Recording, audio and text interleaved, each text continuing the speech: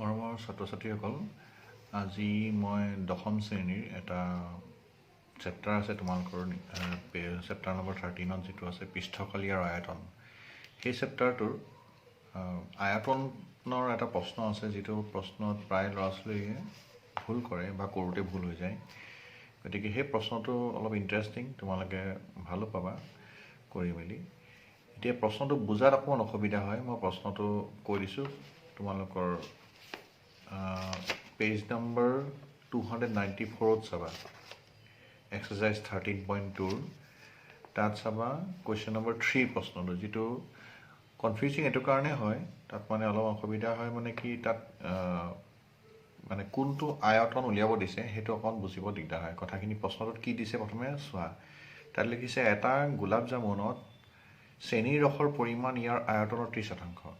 গোলাপ জামুনটো এতিয়া বৰ্তমান তোমালোকে যদি গোলাপ জামুন যদি খাইছা, নিশ্চয় খাইছা। গতিকে সেই গোলাপ জামুনটো দেখাত কেনেকুৱা, সেই আকৃতিটো মই অলপ পিছত তোমালোকক মই বুজাই দিম বাৰু। সেই গোলাপ জামুনটো আচলতে এটা বেলনৰ নিচিনা, এনেদৰে ইয়াৰ দুয়ো কাষে অৰ্ধগোলক আছে, এফালে এটা অৰ্ধগোলক আৰু এফালে এটা অৰ্ধগোলক। মই তোমালোকক চিত্ৰ সহায়ত ৰাখি বুজাই দিম। এই গোটেই এইটো গোলাপ জামুনটো এনেকুৱা নিচিনা, মানে ইয়াৰ এফালেও এটা বেলন আছে, এই গোটেইটো এটা বেলন, এইফালেও এটা অৰ্ধগোলক আছে আৰু এইফালেও এটা অৰ্ধগোলক আছে। এতিয়া প্ৰশ্নটোত কৈছে যে এটা গোলাপ জামুনত চেনিৰ ৰসৰ পৰিমাণ ইয়াত আয়তনৰ 30%। তাৰমানে গোলাপ জামুন এটা যিটো তোমাৰ প্ৰশ্নটোত দিয়া এটা টেমা এটা আছে, তাৰ ভিতৰত গোলাপ জামুনখিনি থৈ দিছে, আৰু সেই গোলাপ জামুনখিনিত যিমানখিনি গোলাপ জামুন আছে তাত গোলাপ জামুনটো চেনিৰ ৰসতে ডুবাই থোৱা থাকে। গতিকে তাত চেনিৰ ৰসৰ পৰিমাণ কিমান আছে কৈছে, তাত যিমানখিনি গোলাপ জামুন আছে তাৰ 30%, গোলাপ জামুনৰ আয়তনৰ 30% চেনিৰ পৰিমাণ আছে, চেনিৰ ৰসৰ পৰিমাণ আছে। আৰু যিটো গোলাপ জামুন দিছে, গোলাপ জামুনটোৰ ইয়াত গোটেই মাপটো দিয়া আছে। ইয়াৰ সম্পূৰ্ণ দৈৰ্ঘ্যটো আচলতে 5 চেণ্টিমিটাৰ দৈৰ্ঘ্য। এই দৈৰ্ঘ্যটোৰ ক্ষেত্ৰতে প্ৰায় কনফিউজিং, প্ৰায় ল'ৰা ছোৱালীয়ে কনফিউজ কৰে যে দৈৰ্ঘ্য বুলি ক'লে কোনটো দৈৰ্ঘ্য, বেলনটোৰ দৈৰ্ঘ্য নে গোটেই গোলাপ জামুনটোৰ দৈৰ্ঘ্য। আচলতে বেলন বুলি ক'লে উল্লেখ কৰিলেহেঁতেন যে কোনটো বেলনটোৰ দৈৰ্ঘ্য বুলি, কিন্তু ইয়াত লিখিছে যে গোলাপ জামুনটোৰ, ইয়াত লিখিছে যে 5 চেণ্টিমিটাৰ দৈৰ্ঘ্য আৰু 2.8 চেণ্টিমিটাৰ ব্যাসৰ দুইমূৰে দুটা অৰ্ধগোলকযুক্ত এটা বেলন আকৃতিৰ 45টা গোলাপ জামুনত প্ৰায় কিমান ৰস থাকিব নিৰ্ণয় কৰা। একুৰেটলি উলিয়াব নোৱাৰি, কিন্তু সেইকাৰণে ইয়াত কৈছে যে প্ৰায় কিমান ৰস থাকে। গতিকে যিটো এনেকুৱা গোলাপ জামুনটো তোমালোকে পাবা, তাৰ দুয়োফালে যিটো অৰ্ধগোলক আছে, এইফালে এটা অৰ্ধগোলক আছে, এই গোটেই অৰ্ধগোলকটো লৈ, তাৰমানে ইমানখিনিৰ পৰা ইমানখিনিলৈকে অৰ্ধগোলকটো লৈ গোটেই দৈৰ্ঘ্যটো 5 চেণ্টিমিটাৰ বুলি কৈছে। আৰু যিটো ইয়াৰ ব্যাস মানে এইটো ইয়াৰ পৰা ইয়ালৈকে তোমাৰ ব্যাস হ'ব, এইখিনিৰ পৰা এইখিনিলৈকে, এইটো বিন্দুৰ পৰা ধৰা এইটো বিন্দুলৈ। গতিকে এইটো ব্যাস হ'ব, এই ব্যাসটো তোমাক দিয়া আছে 2.8 চেণ্টিমিটাৰ। গতিকে এনেকুৱা ধৰণৰ গোলাপ জামুন আছে কেইটা, 45টা আছে। গতিকে 45টা গোলাপ জামুনে কিমান চেনিৰ ৰস তাত ৰাখি থৈছে সেই টেমাটোৰ ভিতৰত, সেইটো উলিয়াব কৈছে। গতিকে তাৰ কাৰণে আমি কি কৰিব লাগিব, প্ৰথমে এটা গোলাপ জামুনৰ আয়তন নিৰ্ণয় কৰি ল'ব লাগিব। সেইটো আয়তন নিৰ্ণয় কৰোঁতে আমি গোলাপ জামুনটোক 3টা ভাগত ভাগ কৰিব লাগিব। প্ৰথমে তাৰ বেলনটোৰ আয়তন উলিয়াই ল'ব লাগিব। বেলনটোৰ দুয়ো কাষে দুটা অৰ্ধগোলক আছে, গতিকে অৰ্ধগোলক দুটাৰ আয়তন উলিয়াব লাগিব। সেই অৰ্ধগোলক দুটাৰ আয়তন যোগ বেলনটোৰ আয়তন মিলাই এটা গোলাপ জামুনৰ আয়তন হ'ব।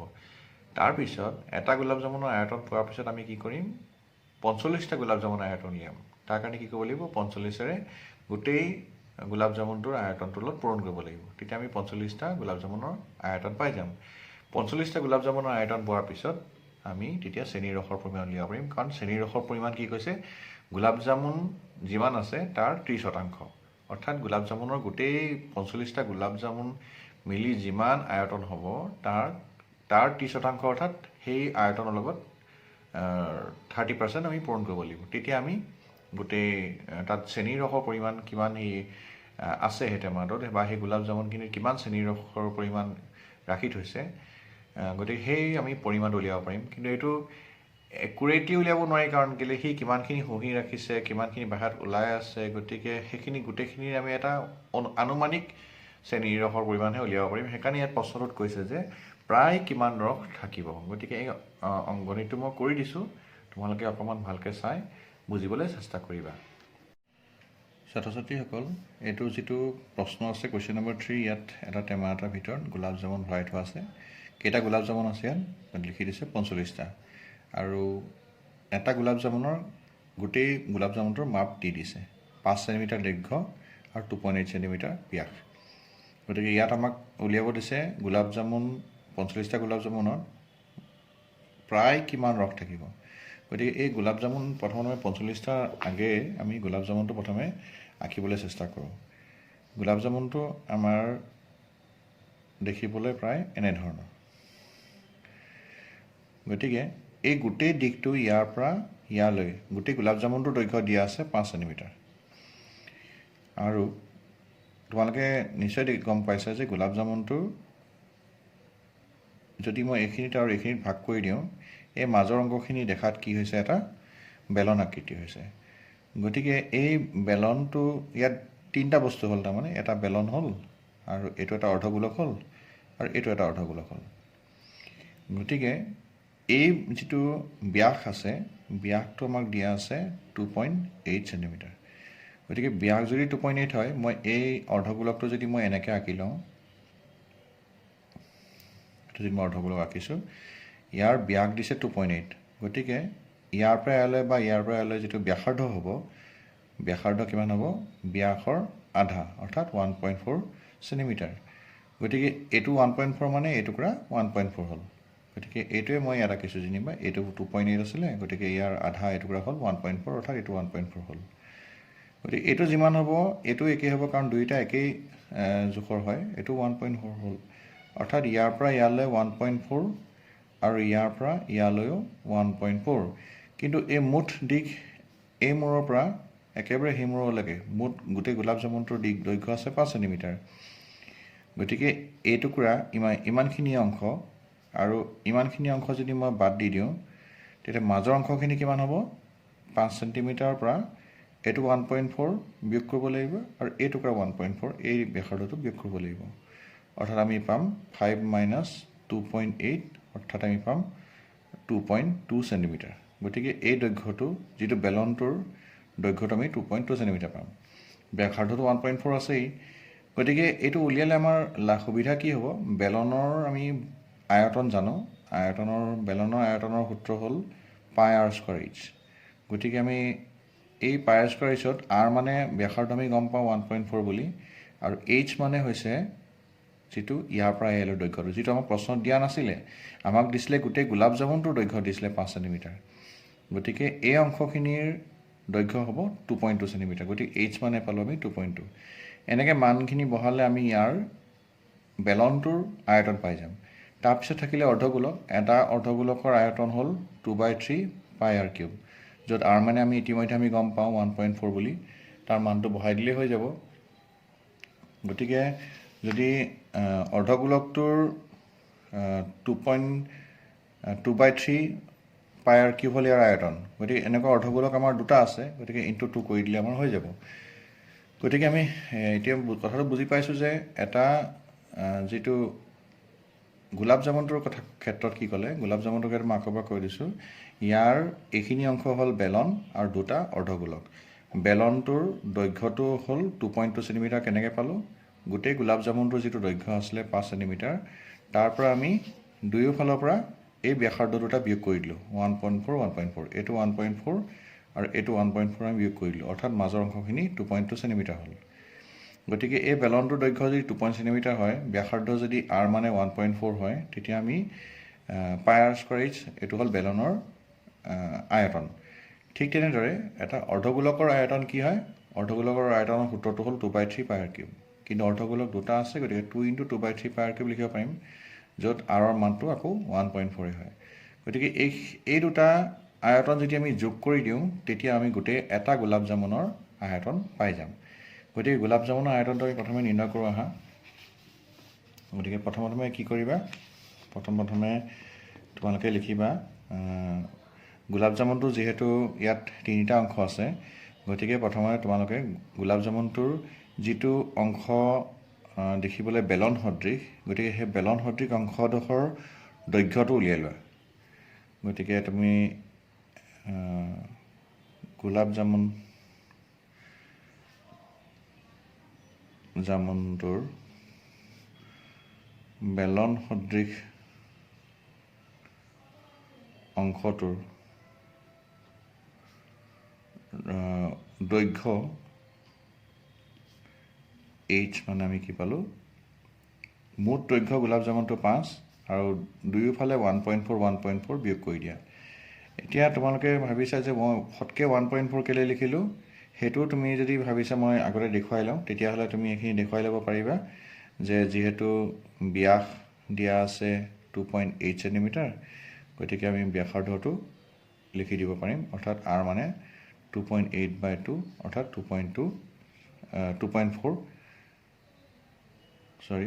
1.4 সেন্টিমিটাৰ গতিকে ব্যাস যদি 2.8 হয় ব্যাসৰ আধা ব্যাসাৰ্ধ গতিকে এইটো হ'ল ব্যাস ইয়াৰ আধা ব্যাসাৰ্ধ এইটো কৰা 1.4 হ'ব অৰ্থাৎ এইটো 1.4 হ'ব গতিকে এনেদৰে আমি গোলাপ জামুনটোৰ বেলন সদৃশ অংশডোখৰ যিখিনি আছে তাৰ h উলিয়াই ল'লোঁ এই দৈৰ্ঘ্যটো আৰু ব্যাসাৰ্ধটো আছেই r গতিকে এটাকে বেলন সদৃশ অংশটোৰ আয়তন উলিওৱা আয়তন হ'ল আমি সূত্ৰটো জানো পাই r স্কয়াৰ h অৰ্থাৎ পাই মানে 20/7 r মানে 1.4 স্কয়াৰ ইনটু h মানে 2.2 আৰু ইয়াৰ একক সেন্টিমিটাৰ কিউব হ'ব কাৰণ আমি ব্যাসটো দিয়া আছে ব্যাস আৰু যেটো গোলাপ জামুনৰ দৈৰ্ঘ্যটো 5 সেন্টিমিটাৰ দুটা একক দি দিছে প্ৰশ্নত সেন্টিমিটাৰ বুলি এইটো এখিনতে থাকক ইয়াৰ পিছৰডোখৰ আৰু লিখি লওঁ পিছৰখিনি কি আছে আমাৰ দুটা অৰ্ধগোলক আছে গতিকে দুটা অৰ্ধগোলকৰ আয়তন তোমালোকে এইটো একেলগে উলিয়াই দিলোঁ আয়তন সমান এটা অৰ্ধগোলকৰ আয়তন তোমালোকে জানা 2/3 পাই r কিউব বুলি দুটা অৰ্ধগোলক কৈছে যেতিয়া পূৰণ 2 কৰি দিবা গতিকে এইটো আমি 2 * 2 4/3 পাই মানে 22/7 আৰু r মানে 1.4 হোল কিউব পালোঁ গতিকে এইটো হ'ল বেলন সদৃশ অংশটোৰ অংশখিনিৰ আয়তন পালোঁ এইখিনি হ'ল দুটা অৰ্ধগোলকৰ আয়তন পালোঁ আৰু এই দুটা যোগ কৰিলে আমি যেটো গোলাপ জামুন আমাৰ প্ৰশ্নত দিয়া আছিল গোটেই গোলাপ জামুনটোৰ আয়তন উলিয়াব পাৰিম এটাকে গোলাপ জামুন এটাৰ